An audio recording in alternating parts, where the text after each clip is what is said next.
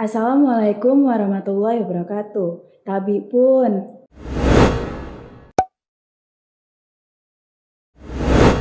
Hai Sobat Dinas Kelautan dan Perikanan Provinsi Lampung. Kali ini kita kedatangan tamu spesial, yaitu Ibu Retno Kostati SPI Mling. Beliau merupakan Kasih Pengujian dan Monitoring di Lab UPTD PMHP Provinsi Lampung. Halo, selamat pagi Ibu. Selamat pagi Mbak Yolanda. Ada pepatah yang mengatakan, tak kenal maka tak sayang. Untuk sebelum kita membahas lebih lanjut, boleh Ibu sedikit memperkenalkan diri. Ya, terima kasih sebelumnya. Seperti tadi udah sebutkan, saya Retno Kostati dan sekarang ada di UPTD Penerapan Mutu Hasil Perikanan Dinas Kelautan dan Perikanan Provinsi Lampung. Dan saat ini saya berada di Kasih Pengujian dan Monitoring.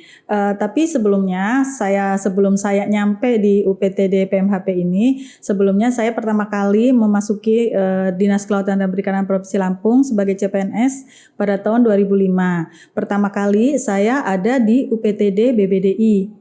Di situ dari 2005 sampai 2008 sempat saya sebentar berpindah ke bidang bina usaha saat itu ya, mungkin seperti P2HP saat ini. Nggak lama di situ, di tahun 2008 juga saya kembali lagi ke UPTD BBDI lagi sampai dengan tahun 2017. Dan pada tahun 2017, alhamdulillah saya mendapatkan promosi untuk menjadi Kasih Sarpas di UPTD Pelabuhan Perikanan Kota Agung. Di sana sampai dengan tahun 2000, kemudian berpindah lagi ke bidang perikanan budidaya dan penguatan daya saing. Dari tahun 2000 sampai dengan akhir 2021 dan saya bergabung di UPTD PMHP. Jadi belum lama saya bergabung sampai saat ini. Tidak, Mbak. Berarti Ibu di UPTD PMHP ini dari Desember sampai Desember 2021? Iya, betul. Ya, sekitar 7 bulan ya, Bu. Ya kayak gelar Ibu SPI berarti udah mengenal ya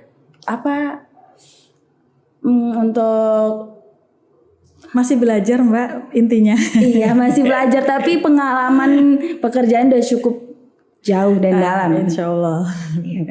Saat ini Bu dikasih dikasih pengujian dan monitoring. Ya. Kalau boleh kita tahu nih, agar sobat-sobat perikanan dan kelautan ini tahu, tupoksi kasih pengujian dan monitoring itu seperti apa?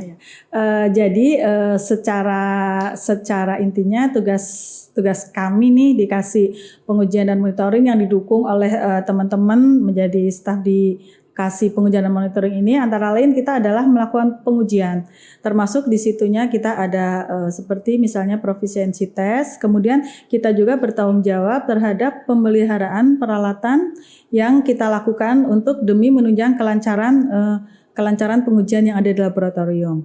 Kemudian kita juga bertugas melakukan monitoring terhadap keamanan pangan dari hasil perikanan yang ada di masyarakat. Itu salah satu yang juga kami lakukan. Terus selain itu kami juga ada tugas lagi terkait dengan UPTD PMHP yang merupakan LS Pro untuk hasil perikanan. Maka kami dikasih pengujian dan monitoring itu bertugas sebagai evaluator untuk melakukan evaluasi dan surveillance terhadap UMKM hasil perikanan yang sudah mendapatkan SPPT SNI dan akan mendapatkan SPPT SNI. Dan semuanya itu di kedua alat pengujian dan di dalam LS Pro kami semua sudah berdasarkan dari ISO 17025 untuk lembaga pengujian serta ISO 17065 sebagai lembaga sertifikasi produk. Cukup banyak ya Bu tupoksi kasih pengujian ini, sepertinya lumayan. Iya, benar. Nah, Ibu, kalau kita boleh tahu nih, pengujian apa saja yang bisa dilakukan di UPTD PMHP ini? Karena dari tadi kan Ibu ngomong pengujian ini, pengujian itu. Nah, pengujian yang seperti apa yang bisa dilakukan di UPTD PMHP ini? Di UPTD PMHP ini kami ada 3 laboratorium. Jadi ada 1 laboratorium mikrobiologi, laboratorium kimia, serta laboratorium organoleptik, di mana kesemuanya ini kita sudah terakreditasi oleh dengan nomor akreditasi adalah LP1574 IDN yang berlaku sampai dengan 2 Januari tahun 2027. Jadi di sini untuk di laboratorium kami di 3 laboratorium ini kami sudah ada 20 parameter yang terakreditasi. Tetapi selain itu juga kami melakukan beberapa pengujian yang memang belum terakreditasi dan kami untuk kedepannya kami akan berusaha untuk menambah ruang lingkup akreditasi kami. Doakan saja mudah-mudahan tahun ini kami bisa menambah ruang lingkup akreditasi. Amin. Kita doakan semoga lancar Bu semuanya. Ya, amin. Terima kasih. Ya. Ibu, tadi ada 3 lab. Iya. Ya kan Bu. Nah berarti ketiga lab itu memiliki fungsi yang berbeda-beda kan? Iya. Lab yang kimia, mikro itu. Itu boleh dijelaskan Oh iya. fungsinya tiap masing-masing lab itu. Ya. Jadi kalau untuk di laboratorium mikrobiologi itu kita menguji namanya mikro ya. Jadi di situ adalah organisme hidup yang kecil yang tidak kelihatan yang kita lihat seperti misalnya kayak yang udah terakreditasi kami ada Salmonella ya. Kita bisa melihat E. coli di situ kita melakukan pengujian, kemudian Vibrio dan Staphylococcus juga kita lakukan di situ. Kemudian untuk di laboratorium kimia ya, kita mengajukan kita melakukan pengujian untuk beberapa antibiotik yang memang harus kalau di dalam pangan ya dia harus memang nilainya di bawah ambang batas. Jadi di situ kita ada nitrofuran, kita ada furazolidon, kemudian kita juga ada kloramfenikol, itu antara lain yang itu. Kemudian untuk di lab organoleptik kami melakukan pengujian juga untuk ruang lingkup sensori ada dan field. Biasa itu yang kami lakukan itu Mbak. Oh cukup menarik ya. Nah ketika kita melakukan pengujian itu berarti ada orang yang melakukannya Bu, nggak mungkin menguji itu mikronya nguji sendiri kan. Nah berapa Bu analisis yang ada untuk melakukan pengujian itu nih di UPTD PMHP sendiri?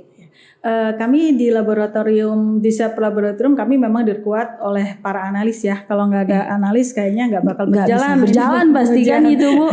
Saya juga mungkin tidak sanggup untuk melakukan pengujian juga sendirian. Jadi di lab mikrobiologi ini sekarang kita ada 4 personel di sana gitu. Kemudian di laboratorium kimia ada 3, serta di laboratorium organoleptik kita ada 2 orang. Ya mungkin kalau dilihat jumlahnya sedikit ya, apalagi pada saat sampel sedang menumpuk mungkin kita butuh waktu yang perlu kerjaan itu kalau untuk itu sesama analis itu bisa saling membantu atau udah punya tupoksinya masing-masing? Kami semua sudah ada tupoksi masing-masing. Jadinya kalau memang dia ada di mikro, mungkin dia tidak untuk ke tempat lain ya, meskipun mungkin bisa, tapi kan kita udah punya spek, terutama untuk kayak misalnya kami di laboratorium mikrobiologi mungkin kita harus lebih hati-hati karena kita harus benar-benar steril, karena namanya mikrobiologi nanti ada cemaran-cemaran yang takutnya kita nanti terjadi kesalahan hasil pengujian. Jadi makanya kami tetap jadi kalau dia bertugas di lab mikro dia akan di mikro aja, di analis dia di kimia dia kimia aja gitu. Ya. Jadi udah sesuai dengan masing-masing, sesuai dengan kompetensi dari analis yang karena kalau nanti bisa saling membantu ternyata nggak sesuai dengan prosedur, bisa mengacaukan semuanya Ibu ya kan. Mbak. Jadi oke, Bu, kan saat melakukan pengujian tentunya itu pasti punya klien kan Bu. Iya. Nah betul. Biasanya tuh kliennya tuh dari mana aja nih Bu? Itu dari provinsi aja atau meluas nggak hanya di provinsi Lampung loh? Gitu. Oh iya. Untuk saat ini klien kami itu adalah UMKM hasil perikanan serta UPI dari wilayah Provinsi Lampung dan ada beberapa juga UMKM dari Provinsi Sumatera Selatan. Jadi kita berusaha setiap tahunnya ini untuk berusaha mencari klien baru ya. Jadi nggak mesti dari hanya Lampung aja. Ya. Sumbaksel berarti kan Bu, karena Sumsel kan udah masuk tuh ya Bu. Ya. Terus kemudian kami juga bekerja sama dengan BKIPM ya, BKIPM Lampung. Kita sebagai lab subkon bagi mereka. Jadi gitu. Kita membantu kerjasama. Sedikit informasi nih saya juga mau tanya biar sobat yang lain juga tahu. Kan Ibu bilang tadi Sumsel juga bekerja sama klien kita kan, salah satu klien. Nah, mereka itu menjadi klien kita karena mereka percaya nih sama kita atau karena di Sumatera Selatan sendiri belum ada UPTD PMHP gitu untuk pengujian? Oh ya, mungkin yang pertama karena kan percayalah karena kita kan sudah punya akreditasi Iya, nih, itulah iya, yang bisa benar, kita jual akreditasi. kan, Benar akreditasi. itu, Bu. Jadi dengan adanya akreditasi ini itu kan merupakan jaminan mutu, jaminan pengujian bagi kita bahwa kita sudah kompeten melakukan pengujian di ruang lingkup yang sudah terakreditasi itu.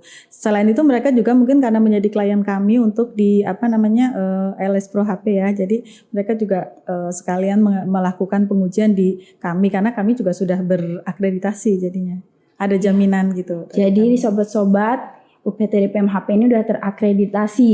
Jadi untuk yang mau menjadi klien dan bekerja sama dengan UPTD PMHP Provinsi Lampung boleh silakan ya Bu. Ditunggu terbuka lebar. Nah, Ibu nih ngomong-ngomong soal pengujian. Tadi kan Ibu ada di bagian pengujian dan monitoring. Iya, betul. Nah, bisa dijelaskan untuk monitoring itu seperti apa Bu monitoring itu?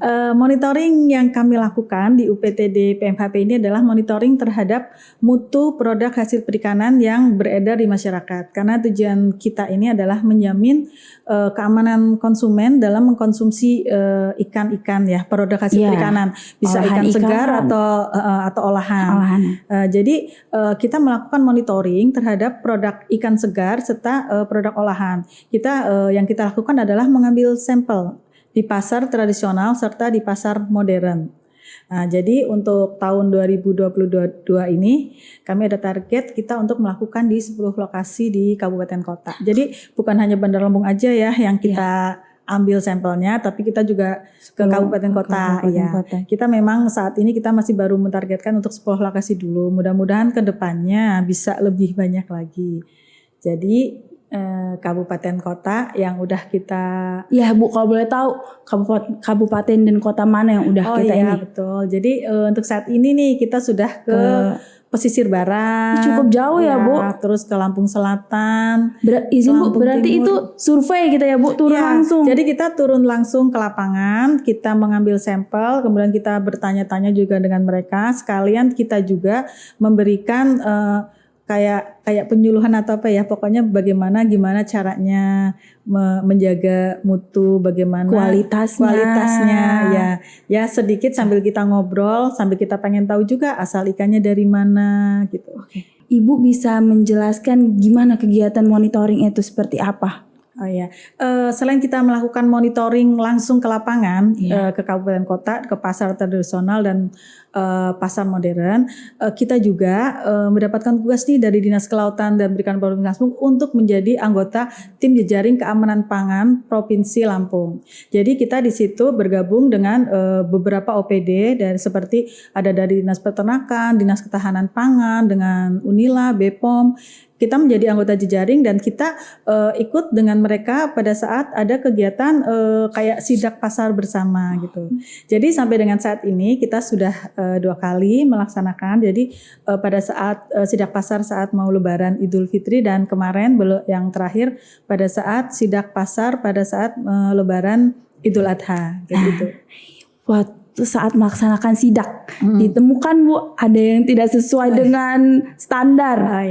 Alhamdulillah selama saya baru 7 bulan nih di UPTD PMHP selama sidak alhamdulillah belum ditemukan. Jadi bisa dikatakan bahwa mungkin kualitas produk yang beredar itu bisa dibilang bagus lah gitu karena. Berarti untuk di provinsi ini saat Lebaran Idul Fitri dan Adha kemarin, alhamdulillah. Untuk produk ikan segar, produk ikan olahan dan mungkin beberapa kayak misalnya produk ikan olahan termasuk kayak ikan asin dan terasi ya yang banyak dikonsumsi oleh masyarakat ya. Jadinya insya Allah aman. Nah, Ibu untuk menjamin standar hasil pengujian itu sendiri itu gimana? Apakah biasanya ada SOP-nya atau ada ketentuannya? Jadi bisa dijelaskan. Jadi untuk kita menjamin standar pengujian yang kami lakukan adalah akurat dan tepat, yang jelas kami melakukan pengujian sesuai dengan panduan mutu yang ada di UPTD PMHP. Karena pada saat kami terakreditasi, kami sudah mempunyai panduan mutu yang memang itu adalah SOP bagi kami dalam melakukan pekerjaan. Jadi selain panduan mutu yang ada nih, kita juga sangat bergantung terhadap alat-alat kita, jadi peralatan kita. Jadi di situ kita juga melakukan pemeliharaan terhadap alat-alatnya. Jadi yang kami lakukan adalah kalibrasi. Jadi di sini kalibrasi dilakukan secara internal dan eksternal. Jadi kalibrasi internal kita lakukan oleh para analis kita yang memang sudah berkompeten di lab masing-masing. Kita lakukan ada yang seminggu, bulanan, pokoknya kita lakukan secara rutin. Kemudian kita juga lakukan kalibrasi secara eksternal. Ya itu yang kita nggak bisa lakukan sendiri. Jadi kita bekerja sama dengan dari lembaga dari luar yang sudah terakreditasi juga untuk melakukan kalibrasi terhadap peralatan kami. Ya. Terus mungkin ada lagi nih untuk kita juga perlu adanya SDM yang kompeten lah pastinya, yang kompeten. Jadi pada saat kita peralatan sudah oke, panduan mutu sudah oke, maka kita juga perlu SDM yang kompeten. Salah satunya kita dengan cara adanya kita peningkatan kompetensi analis ya. Mungkin kalau saat ini sih hanya baru kita lakukan karena masa pandemi juga ya. Jadi webinar, Zoom gitu, pokoknya begitu ada informasi kita langsung kita ikut masuk gitu. Jadi kalau sebelum pandemi itu berarti nggak langsung ya Bu, secara langsung nggak webinar gitu? Iya. Kalau sebenarnya sih kita sih inginnya nanti suatu saat pada saat sudah tidak pandemi lagi kita mungkin bisa melihat ke laboratorium untuk pengembangan laboratorium kita juga ya, seperti itu. Terus ada lagi nih untuk kita menjaga keakuratan di laboratorium juga, kami juga secara rutin mengikuti kegiatan uji profisiensi dan uji banding antar laboratorium. Jadi untuk saat tahun ini kami sudah mengikuti uji profisiensi yang dilaksanakan oleh Labbus KIPM ya di lab pusat ya. Kemudian untuk untuk uji banding kita udah mengikuti juga oleh lab Baristan dari Palembang. Mungkin untuk kedepannya kita nanti insya Allah di bulan depannya, bulan Agustus kita mau mengadakan lagi uji banding mungkin dengan beberapa laboratorium yang sekarang masih sedang dalam proses untuk persiapannya gitu. Untuk ujian provinsi dan banding sendiri itu mempengaruhi akreditasi UPTD PMHP sendiri Bu? Oh iya pastinya, karena di dalam aturan itu pada saat kita sudah terakreditasi paling enggak 2 tahun sekali itu kita harus melakukan uji profisiensi atau uji banding untuk setiap parameter ruang lingkup yang sudah terakreditasi. Jadi kita mungkin melakukannya untuk tahun ini kita akan ambil beberapa parameter, tahun depan kita akan ambil parameter lain yang belum kita lakukan uji profisiensi atau uji banding di tahun sebelumnya. Seperti itu. Beralih ke tugas kasih sebagai evaluasi dan surveillance nih Bu. Jadi bisa betul. Dijelaskan gimana tuh Bu? Oh iya, terkait UPTD PMHP sebagai lembaga sertifikasi produk hasil perikanan, kami di seksi pengujian dan monitoring juga mendapatkan tugas sebagai evaluator. Jadi kita melakukan evaluasi dan surveillance terhadap UMKM yang sudah mendapatkan SPTT SNI atau UMKM yang akan melakukan untuk sertifikasi mendapatkan SPPT SNI. Ibu, SPPT itu sendiri apa? SPPT sendiri itu apa? Kepanjangan SPPT. SPPT SNI itu singkatan dari Surat Persetujuan Penggunaan Tanda SNI. Kalau SNI Standar Nasional Indonesia ya Mbak ya. Yaitu jadi surat persetujuan yang diberikan kepada UMKM yang dia telah memenuhi persyaratan produknya sesuai dengan telah menerapkan SNI. Jadi kita di sini kami di seksi pengujian dan monitoring kami bertindak sebagai evaluatornya. Nah, untuk produknya sendiri Bu, produk apa yang bisa diberikan gitu? Untuk produk yang bisa mendapatkan SPT SNI sesuai dengan akreditasi kami di LS Pro ya. Sebelumnya kami informasikan bahwa LS Pro HP UPTD PMHP Lampung sudah mendapatkan akreditasi dengan nomor akreditasi LS Pro 064 IDN yang berlaku sampai dengan 23 Januari 2027. Di sini kami ada 12 produk perikanan ya yang bisa dilakukan untuk mendapatkan sertifikasi SNI. Antara lain produknya empek-empek. Itu karena itu salah satu makanan favorit kan Bu. Semua orang suka empek-empek ya. kan. Jadi ada empek-empek ikan. Jadi ada kemudian kita ada lagi kerupuk ikan. Jadi kerupuk ikan tuh ada 2 macam. Jadi kita ada kerupuk ikan mentah sama kerupuk ikan matang. Ya, ikan matang. Terus kami juga ada abon ikan ya. Jadi semuanya berbasic bahan ikan. Olahan ikan ya, kemudian Bu. Ikan asap kita juga sudah bisa. Dan satu lagi mungkin kita ada juga ini untuk ikan dalam kareng, sarden seperti itu. Sarden, termasuk juga sarden ya. itu, Bu. Jadi pada intinya penerapan SNI ini tidak wajib ya. Hanya kalau untuk untuk ikan dalam kaleng itu SNI adalah wajib. Jadi tidak bisa dipasarkan jika dia tidak ber-SNI. Tapi kalau untuk produk lain belum wajib, tapi diharapkan masyarakat jadi masyarakat kan pasti bisa memilih. Jadi dengan adanya label SNI itu insya Allah kan produknya itu sudah terjamin kualitasnya. Gitu. Jadi meskipun tidak wajib, hayo dong pada SNI. Iya, berarti untuk klien di LS Pro sendiri itu ada berapa, Bu? Untuk sampai saat ini nih klien LS Pro HP UPTD PMH Lampung kita sudah ada 7 klien dengan 8 SPPT SNI. Jadi 7 klien ini yang 5 berasal dari Sumatera Selatan, malah dari Lampung ini cuma 2. Justru banyakan yang dari provinsi lain ya Bu daripada provinsi kita sendiri. Jadi ke depannya pasti kita harus lebih Mudah-mudahan kedepannya ini untuk saat ini kita sudah ada beberapa calon klien lagi dan alhamdulillah dari Provinsi Lampung juga banyak. Mudah-mudahan nanti bisa kita proses, kita selanjutnya untuk kita evaluasi sehingga bisa mendapatkan SPT SNI juga. Yang terakhir nih Bu, rencana kedepannya UPTD PMHP sendiri. Rencananya rencana kedepannya. Rencananya kedepannya yang jelas kami ingin untuk menambah ruang lingkup ruang lingkup karena ruang lingkup yang terakreditasi maksudnya karena sekarang ada beberapa ruang lingkup yang belum terakreditasi dan sepertinya pada saat akreditasi mungkin klien kita akan bisa bertambah dari itu. Jadi seperti misalnya untuk di pengujian proksimat lemak ya mungkin kami akan untuk penambahan ruang lingkup untuk lemak, kemudian untuk kadar abu gitu ya, sama protein mungkin kami insya Allah mudah-mudahan kami bisa melakukan. Tapi sebelumnya kami juga membutuhkan peralatan dalam rangka untuk ini. Kalau nggak ada alat kita nggak bisa melakukannya ya kan berarti. Jadi kita kalau mau nambah ruang lingkup harus ada alatnya dulu. Jadi insya Allah mudah-mudahan nih tahun depan kita ada pengadaan dong. Ya mudah-mudahan. Jadi insya Allah pada saat peralatan sudah tersedia kami akan berusaha untuk menambah di ruang lingkup itu.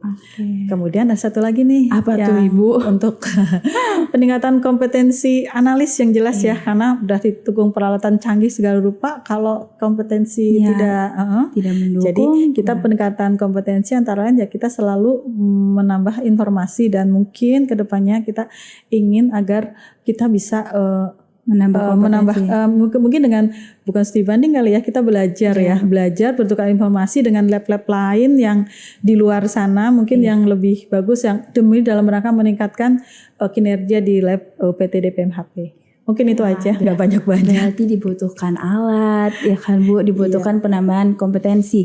Kalau untuk penambahan analis sendiri, perlu banget. Perlu banget itu. Ayo kalau Mbak Yolanda mau pindah saya terima. Siap Ibu, kan? Izin Bu, berarti promosi dibutuhkan juga Bu supaya mendapat klien lebih banyak. Iya betul. Ada. Berarti dibutuhkan promosi dan untuk yang kita pikirkan ada cara mempromosikannya agar orang-orang itu tahu Bu dan mau menguji di lab kita gitu Bu.